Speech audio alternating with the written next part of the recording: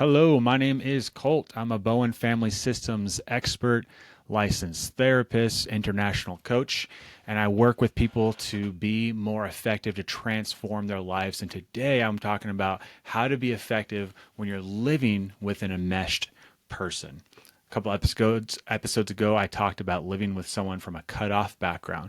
Today, opposite side of the same coin, enmeshed, both coming from dysfunctional families. One's a very distant family situation, another one's very connected. Okay, so living with someone from an enmeshed family background, particularly when they are still highly meshed, can feel overwhelming and very complicated. Enmeshment occurs when family members have blurred or overly permeable boundaries, making it difficult for individuals to maintain their independence or form separate identities, right? Where do I begin? Where do they end? In the context of Bowen family systems theory, enmeshment highlights a lack of differentiation, being a well-defined self. There's lacking of, especially in the context of their family of origin. All of a sudden, they may be this confident person, but once the family comes around, who are they? It's like you're can't even recognize them anymore. They can't recognize themselves.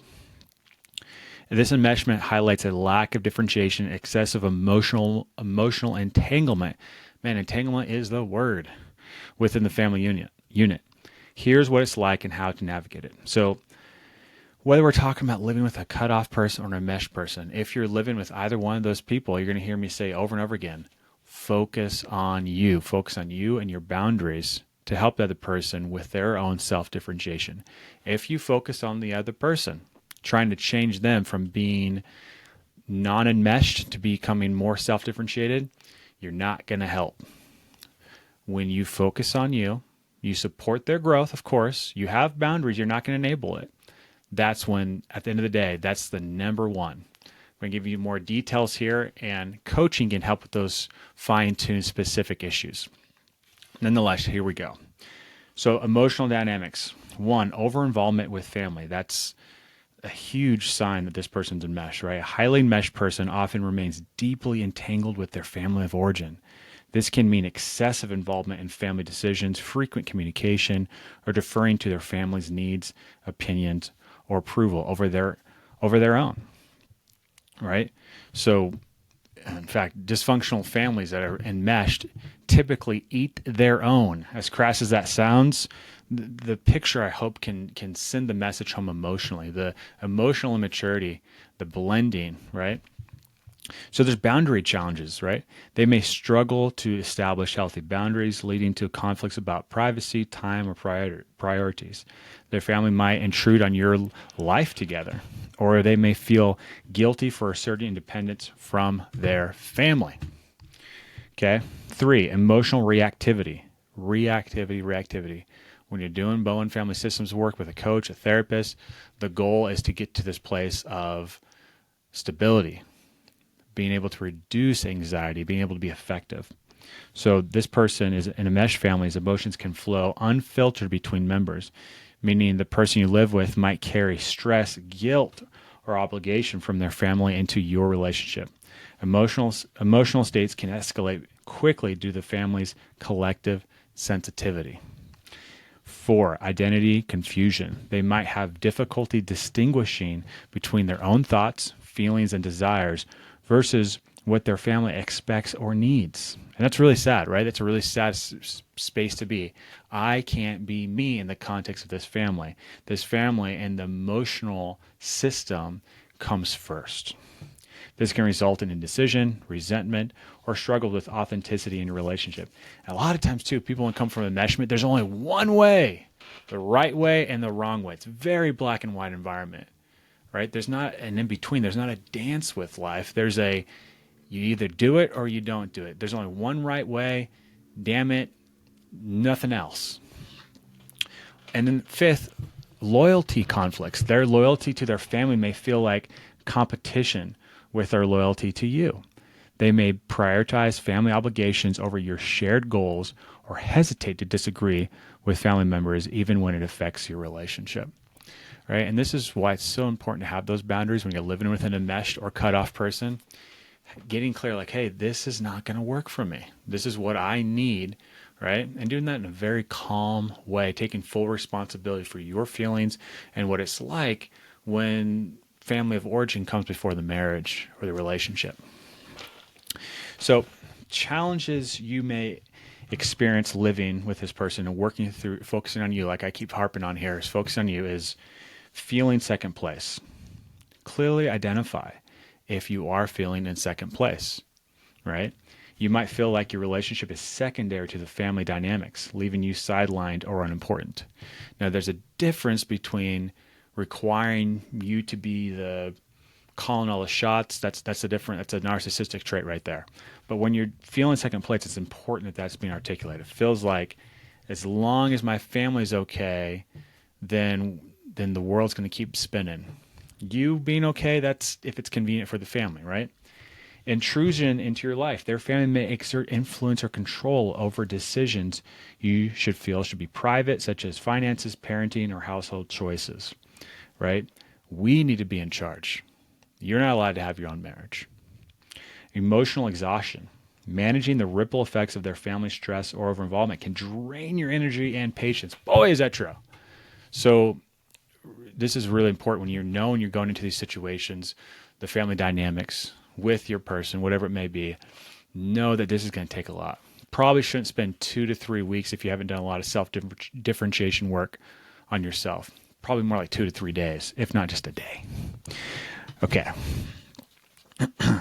Codependency patterns.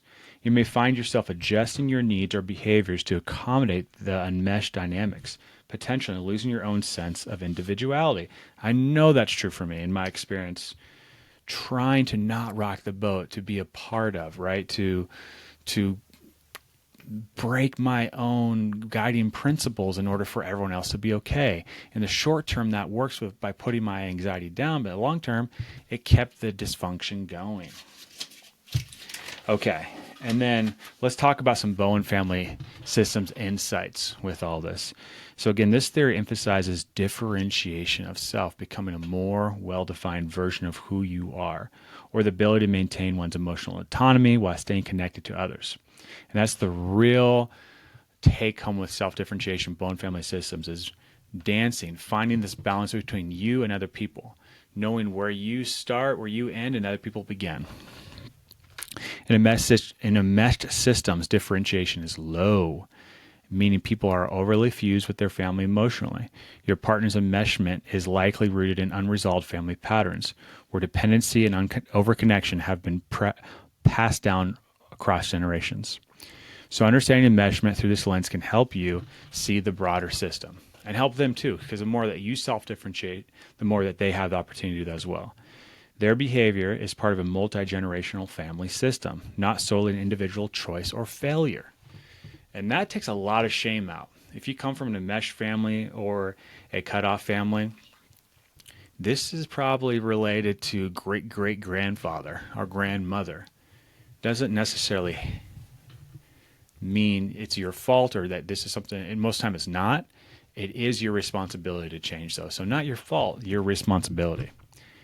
2, acknowledge the anxiety driving enmeshment. Enmeshed families often fear loss or rejection, leading to excessive closeness as a way to manage that anxiety. So acknowledging that, being aware of it, watching it like a bird in a bird's eye view, right? Like a fly on the wall technique. Focus on emotional boundaries. Helping your person that you live with, your wife, your husband, develop boundaries isn't about breaking family ties, but about encouraging healthy connection with both family and you. Keyword encouraging. Focus on you. Focus on your boundaries. Encourage those boundaries for them with their own family and what you're willing and not willing to tolerate. So, strategies for living with an enmeshed partner. At the end of the day, I'm going to repeat myself. Focus on you. Focus on your own boundaries. Focus on your own self-differentiation. That work never ends. So, 1, model and encourage healthy boundaries. Respectfully discuss your needs for privacy, independence, and couple-focused time. Normalize the idea that boundaries create healthy relationships, not distance or rejection. I just had a memory. I am not joking. I had a relationship with a woman that got to the point of it getting more serious, and it came to my attention that she was very enmeshed with her father.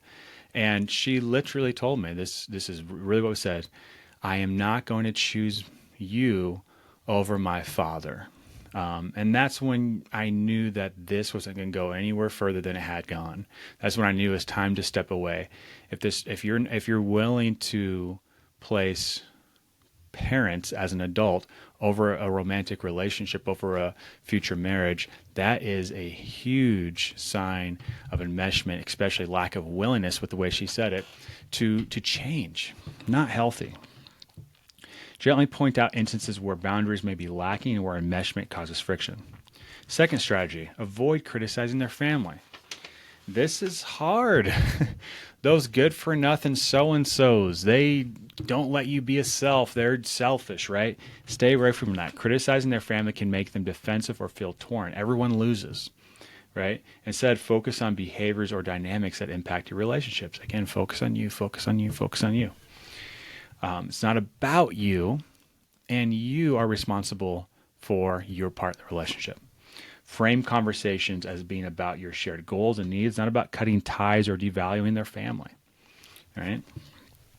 Their mom and dad will always be their mom and dad.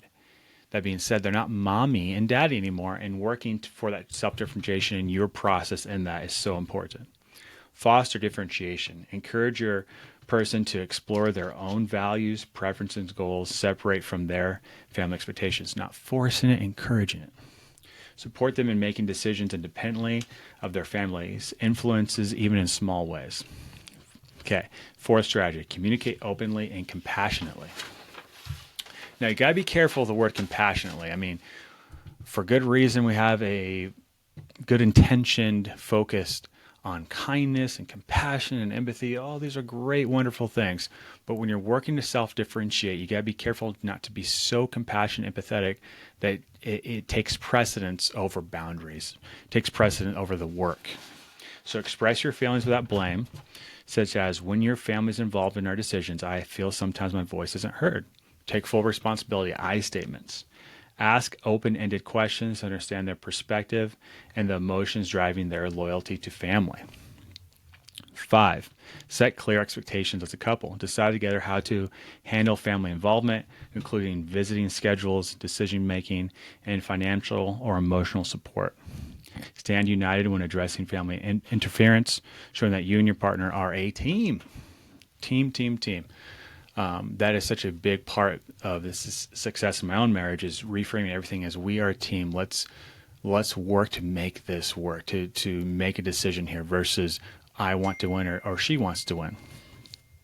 And then 6, seek outside support. Consider family systems, therapy, or counseling to help your partner explore their family dynamics and non-judgmental environment. Work together on tools like self-soothing, mindfulness, or assertiveness to help both of you navigate and mesh challenges. Okay. Again, at the end of the day, call to action here is focus on you, focus on your boundaries. If you're living with an enmeshed or cut off person, encouragement, stand firm, right? Or if you are an enmeshed person, cut off person, working on your part in that process as well, and we'll focus on your self-differentiation, not changing anybody but you. And you have no points for style here. It's all about your work and moving forward. Take care.